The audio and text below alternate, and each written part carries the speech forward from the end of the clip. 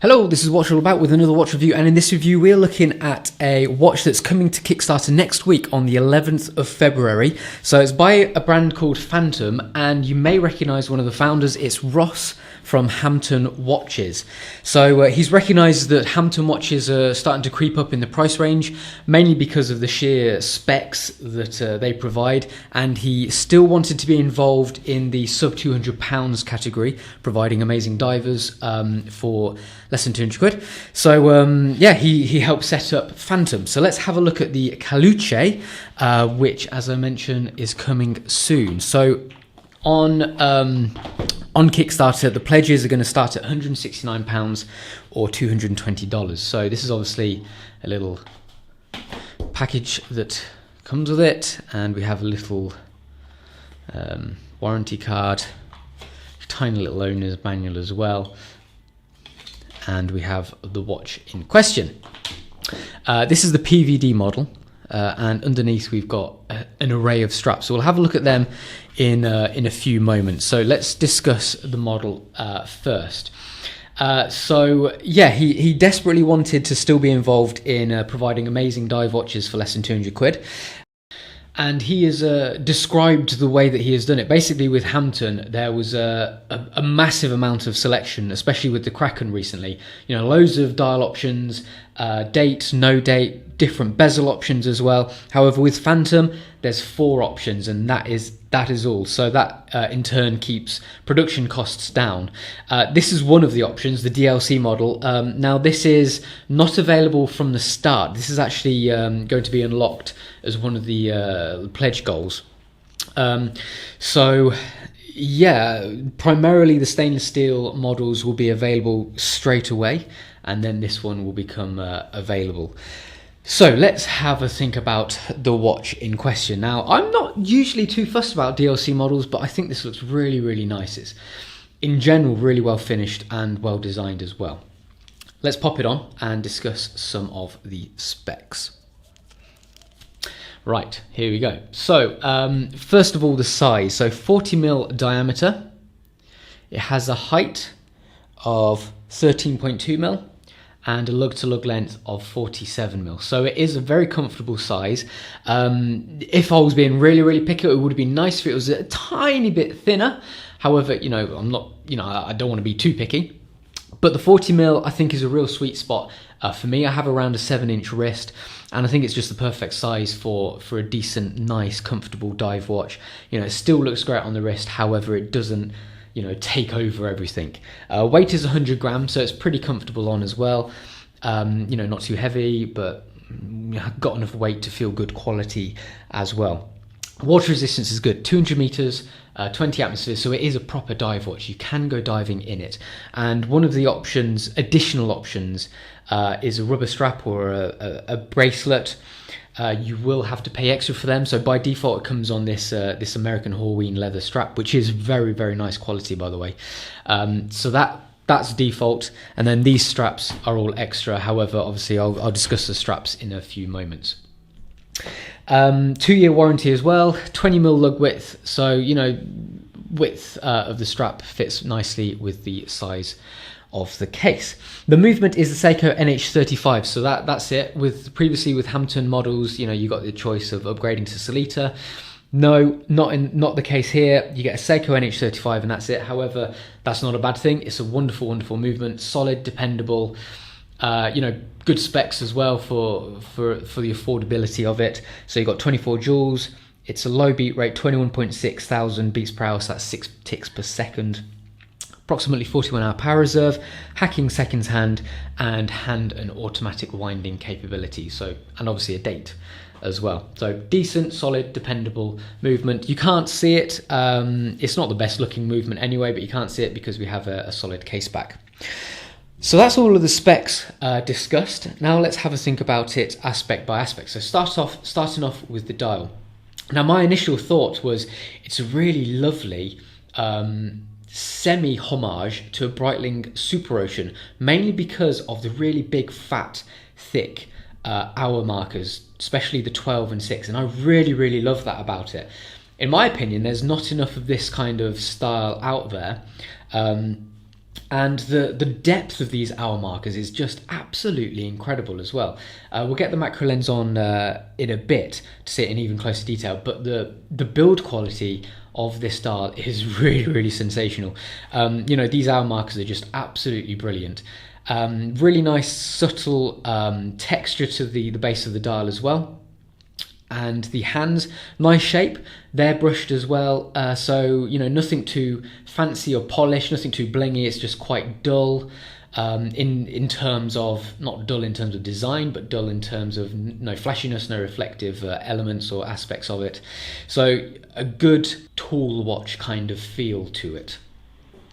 Date window at 3, not a matching date wheel in this instance. However, if you opt for one with a white dial, it will match.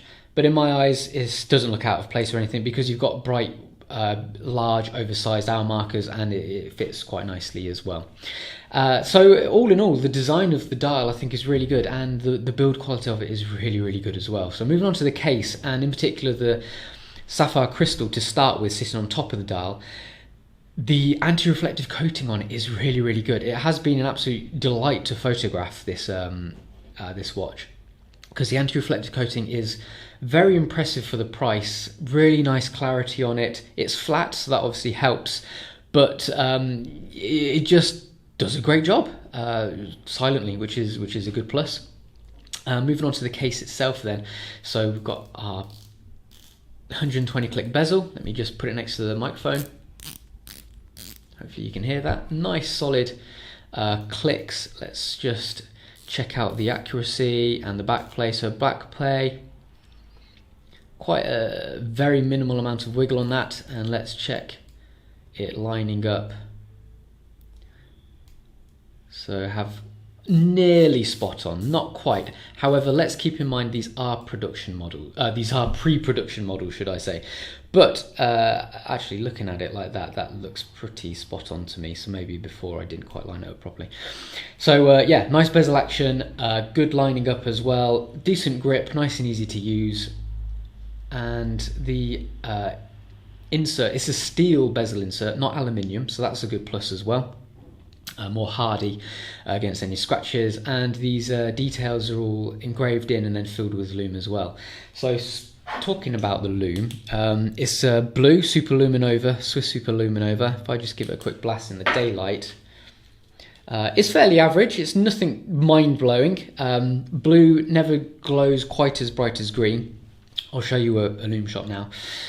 So it picks up the charge. It doesn't last an immense amount of time, however, so it's fairly average for what you're paying for. I'll be completely honest. Moving on to the rest of the case then. So the crown has the Phantom logo, nice and deep, nice and reasonably engraved on it. Nice amount of detail as well, considering the detailing of the logo, and crown guards flanking the crown as well. Pretty standard barrel shape apart from that on the DLC model. I believe this the steel cases have a little bit of a polished kind of shoulder to it, but that's not the case on the DLC model. Moving on to the case back, fairly straightforward, nothing fancy, but it gets the job done.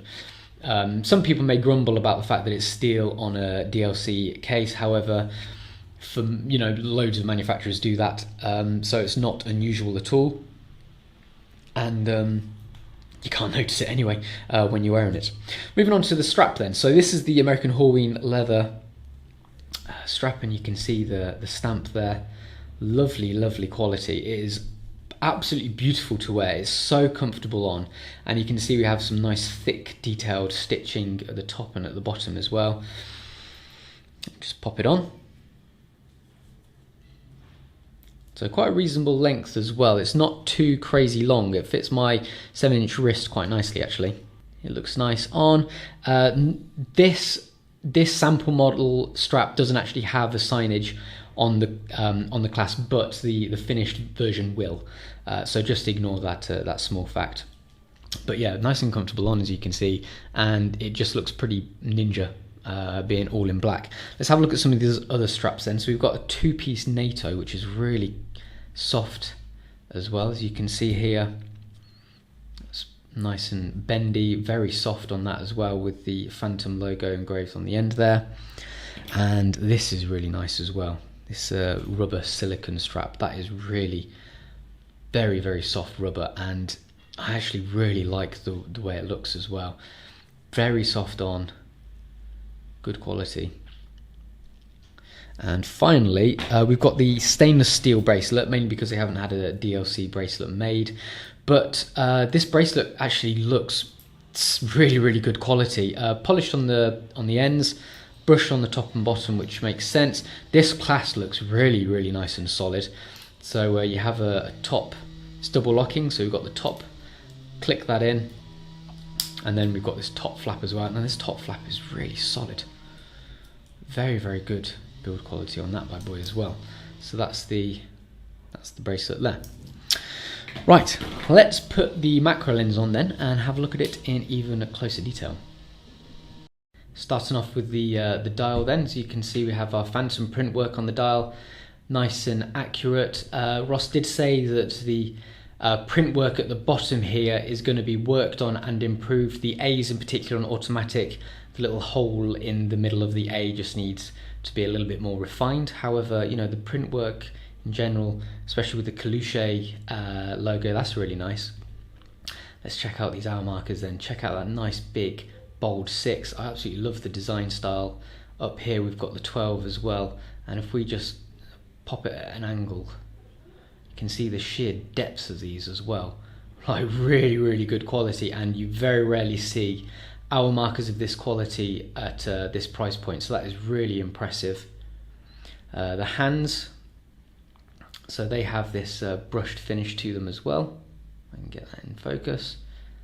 Nice shape as well, quite an unusual shape, which is good to see. I love to see, you know, stuff which is a little bit different. There's our second hand again with a nice little orange tip, which really does bring out a flash of colour. Date window, bit plain and simple, however it does the job. Nice bit of beveling around the window to bring the level down to the wheel itself. So there we have it, you know, great quality finishing on the dial. Moving on to the bezel then. Here we have our steel insert with our details engraved on the inside. You can see there, all pretty accurately done, and decent grip on the side as well, easy to use. Finishing on the case, you know, can't complain at all really. And moving on to this side,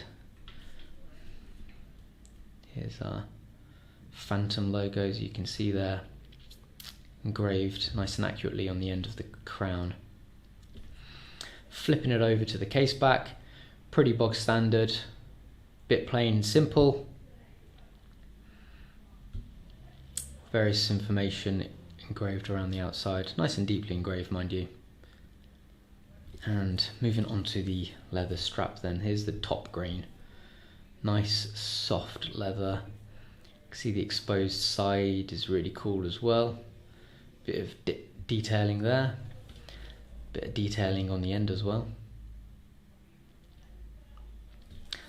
This is the tang buckle, very boring standard tang buckle. However, on the actual production model that won't be the case, it will be obviously engraved. Let's just check out the other straps. So this is the two-piece sort of NATO style. Got a Hamtun logo on there. This nice thick soft seatbelt weave is really nice and comfortable as well. Here's the rubber strap. So slightly different buckle. Got the Hamtun logo rather than text, and the soft rubber, as you can see there. On the underside got some funky little detailing as well. And then finally the stainless steel strap. Check out these links. Look good, solid, and if I can just get this angle right, check out the ends of the links. Polished ends as well. End link really nice and solid as well. And then finally the buckle, there's the Hamtun logo, nice and deeply engraved on the top bar. And then the rest of it is brushed top and polished sides. Okay. So there you have it, the Phantom Caleuche. I think it's actually hitting the spot perfectly. Price rise, can't complain. £169 or $229. You know, that's what the pledges are going to be starting at. And to be honest, I think it's going to be very, very popular. I really like the slightly different design cues of it. As I mentioned previously, you know, it's got a distinctive kind of taste of Breitling to it, SuperOcean, with the numerals, with the bold numerals, which I really, really like. And we see so many of the same old divers. It's so nice to see something a little bit different. The hands are distinctively unique as well, and just the build quality from top to bottom is really good. Specs, you know, you can't go wrong with specs.